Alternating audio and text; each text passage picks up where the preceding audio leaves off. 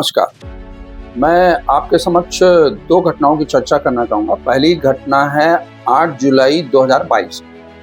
श्रीलंका की सरकार ने ये घोषणा कर दी कि सरकार दिवालिया हो गई और ये घोषणा करते ही जो वहाँ की जनता है उसका जो गुस्सा है सातवें आसमान में आ गया, वो सड़कों पर उतर गई और उसने राष्ट्रपति भवन में जाकर के कब्जा कर लिया और जनता को बहुत ही उग्र देखते हुए वहाँ के जो तत्कालीन राष्ट्रपति थे गोटाबाया राजपक्षे, उनको देश छोड़कर भागना पड़ा। हमने ये भी देखा कि किस तरीके से जब जनता वहाँ राष्ट्रपति भवन पहुंची तो उसने बाकायदे जो स्विमिंग पूल है उसमें नहाते हुए देखा और जो कमरे हैं राष्ट्रपति भवन के वहाँ पर आराम फरमाते हुए भी देखा। दूसरी जो घटना है वो है 5 अगस्त की, अभी हाल की।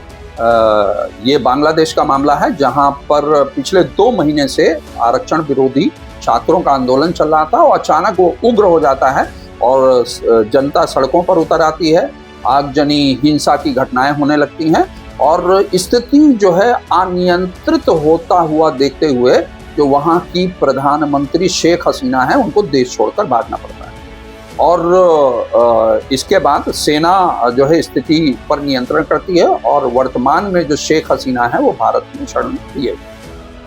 अब ये दोनों घटनाओं के बाद ये सवाल उठ रहा है कि क्या दक्षिण एशिया में इस प्रकार की कोई तीसरी घटना भी होने वाली है? क्या अगला जो नंबर है वो पाकिस्तान का है?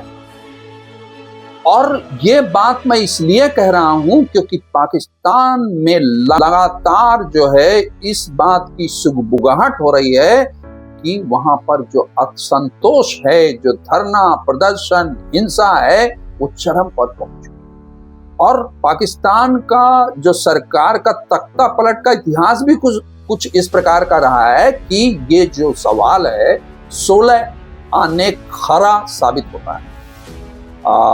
मैं अभी आपको बताना चाहूंगा कि जो जमात इस्लामी है संगठन है उसने अभी रावलपिंडी में जबरदस्त तरीके से धरना प्रदर्शन किया और जो वर्तमान सरकार है जो उसको ये चेतावनी दी और बाकायदे धमकी दी कि अगर उसने महंगाई और बेरोजगारी पर अंकुश नहीं लगाया, उसको नहीं समाप्त किया, तो जो पाकिस्तान का हाल है वो बांग्लादेश से बुरा और उनके जो शासक हैं शेख हसीना से बुरा उनका हाल शरीफ का होने वाला है, जो वहां के प्रधानमंत्री। इसके अलावा पाकिस्तान स्टूडेंट फेडरेशन ने 30 अगस्त तक का शरीफ सरकार को अल्टीमेटम दिया है कि अगर वो पूर्व प्रधानमंत्री इमरान खान जो जेल में इस समय कैद हैं उनको रिहा नहीं किया तो वो जो है जबरदस्त तरीके से आंदोलन छेड़ देंगे और उन्हें इसके भयंकर परिणाम भुगतने पड़ेगा। और ये भी बताया जाता है कि जो इमरान खान है वो जेल के अंदर से ही जो है सरकार की तख्ता पलट करने की जो है योजना पर काम कर रहे हैं। मैं इस मुद्दे पर और विस्तार से बात करूं इसके पहले मैं आपको बताना चाहूंगा कि जो पाकिस्तान में सरकार के तख्ता पलट का पहले भी इतिहास रहा है।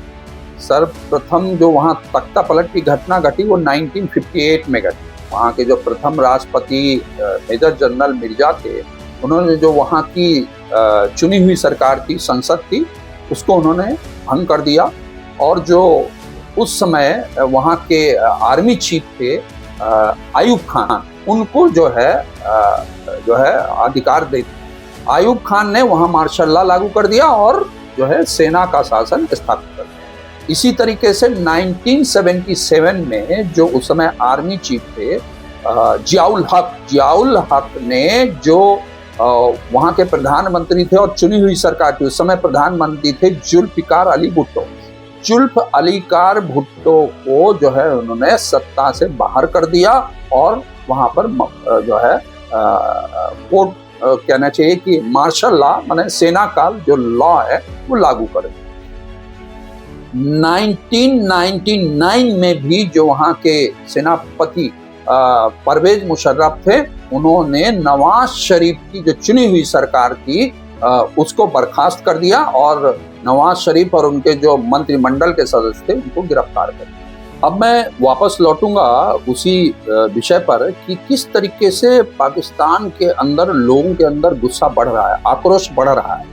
मैंने आपको बताया कि रावलपिंडी की जो मुर्री रोड है उसको केंद्र बना के सड़क को रोककर लोग वहां धरने पे बैठे हुए हैं और लगातार ये मांग कर रहे हैं कि महंगाई कम की जाए, मुद्रास्फीति कम की जाए, वहां बिजली की दरें कम की जाए। इस तरीके की मांग लगातार वहां चल रही है। सरकार को लगातार अल्टीमेटम दे रहे हैं स्थानीय लोग। इसके अलावा जो बालूचिस्तान है, बालूचिस्तान में जबरदस्त तरीके से आंदोलन चल रहा है।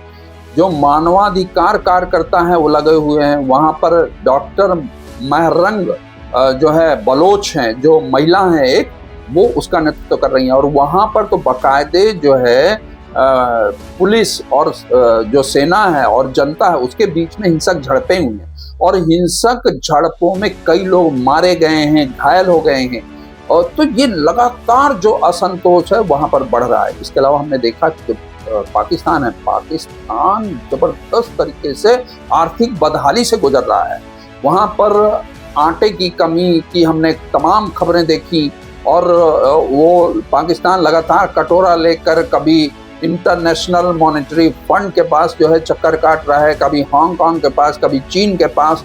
इस तरीके से वो चक्कर काट रहा है और आईएमएफ जो है उसे लोन देने को तैयार भी है और दे भी रहा है, लेकिन उसकी जो शर्तें हैं बहुत खतरनाक हैं। उसके चलते वैसे भी उसकी हालत खराब होनी है।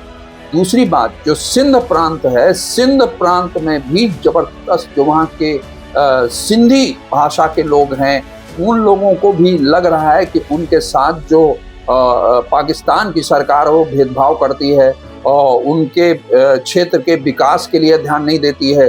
तो वो लोग भी लगातार वहाँ आंदोलन कर रहे हैं और अलग जो है देश बनाने की मांग भी वहाँ उठती रही है। इसी तरह बलूचिस्तान में भी अलग देश बनाने को लेकर के जो वहाँ की बलूचिस्तान लिबरेशन आर्मी है वो भी लगातार मांग करती रही है। जो पाकिस्तान का जो पाकिस्तान के कब्जे में जो पाक अधिकृत कश्मीर जिसे बोला जाता है, वो वहां पर भी जो है लगातार ये शिकायतें आ रही हैं कि पाकिस्तान की जो सरकार है उनके साथ जबरदस्त तरीके से भेदभाव करती है। और जो भारत के जो मुसलमान हैं जो बंटवारे के दौरान वहां पर रह गए या यहाँ से छोड़ करके भारत छोड़ के वहां गए, उनको भी जो वहाँ के स्थानीय मुसलमान हैं, पाकिस्तान के जो मूल निवासी हैं, उनके बराबर का दर्जा नहीं मिलता। उन्हें मुजाहिर कहा जाता है, उनको दोयम दर्जे का नागरिक माना जाता है। उनके भी अधिकारों में और जो वहाँ के स्थानीय निवासी हैं, मुस्लिम हैं, उनके अधिकारों में भी बहुत अंतर है।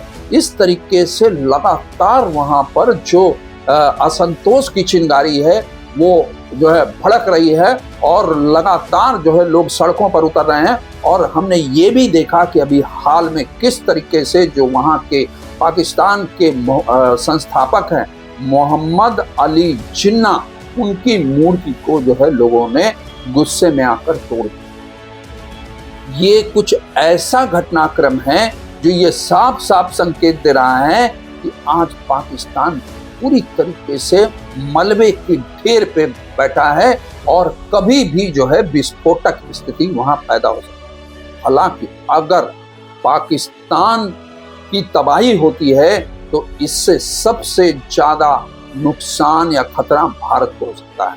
क्यों? क्योंकि जो चीन है, चीन लगातार जो है इस पर नजर बनाए हुए है और उसका जो शैतानी पंजा है, अगर पाकिस्तान तबाह होता है तो वो जो है शैतानी पंजा इस क्षेत्र में जो है अनावश्यक कब्जा करने के लिए बढ़ सकता है। तो इसके लिए जरूरी है कि अगर पाकिस्तान तबाही के आगोश में जाता है तो जरूरी है कि भारत पहले ही उस स्थिति को भांप कर जो है कुछ ऐसे उपाय करे ताकि चीन को भी आगे बढ़ने से रोका जा सके। आज के लिए बस इतना ही, फिर मिलते हैं हम एक नए मुद्दे के साथ।